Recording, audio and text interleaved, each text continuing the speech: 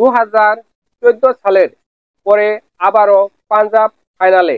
যদি পাঞ্জাব 12 বলে 23 রান করতে পারে, ব্যাটিংয়ে আইয়ার, বোলিংয়ে আশ্বিনী কুমার। প্রথম বলেই অসাধারণ একটি ছক্কা মারে আইয়ার।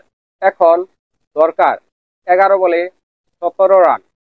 পরের বলে একটি ড্র করে আশ্বিনী কুমার। এখন 11 বলে 16 রান দরকার। পরের বলে আইয়ার আরেকটি ছক্কা মারে। এখন 10 বলে 10 রান। পাঞ্জাব তো ফাইনালে স্বপ্ন দেখতেই পারে। পাঞ্জাব তো এখন ভাবতেই পারে যে তারা ফাইনালে চলে গেছে, কারণ তাদের হাতে রয়েছে 5 উইকেট এবং 10 বল 10 রান দরকার। এটা কি অসম্ভব? এটা সম্ভব, ভালোভাবেই সম্ভব। পরে বলে আশ্বিনী কুমার দুর্দান্ত একটি বল করে ওই বলে কোনো রান করতে পারেনি পাঞ্জাব। এখন দরকার 9 বলে 10 রান। পরের বলেই আইয়ার অসাধারণ দুর্দান্ত একটি ছক্কা মারে। এখন দরকার 8 বলে 4 রান। পাঞ্জাব কি করতে পারবে? অবশ্যই করতে পারবে, কারণ 8 বলে 4 রান করতে পারবে না? করতে পারবে। পরে বলে একটি দুর্দান্ত বল করে ওই বলে কোনো রান করতে পারেনি পাঞ্জাব।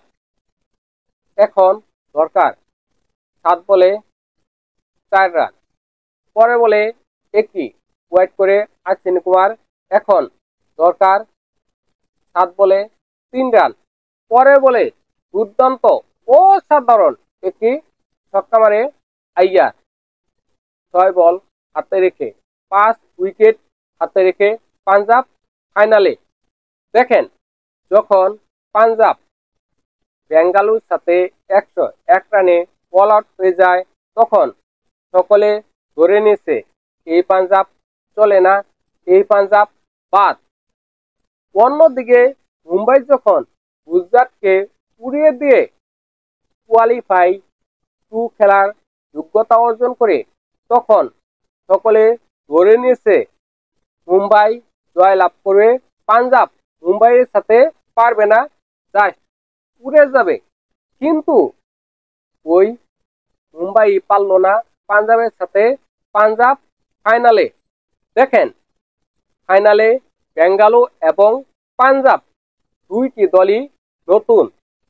এই দুইটি দলের মধ্যে একটি দল আইপিএলে চ্যাম্পিয়ন হয়নি।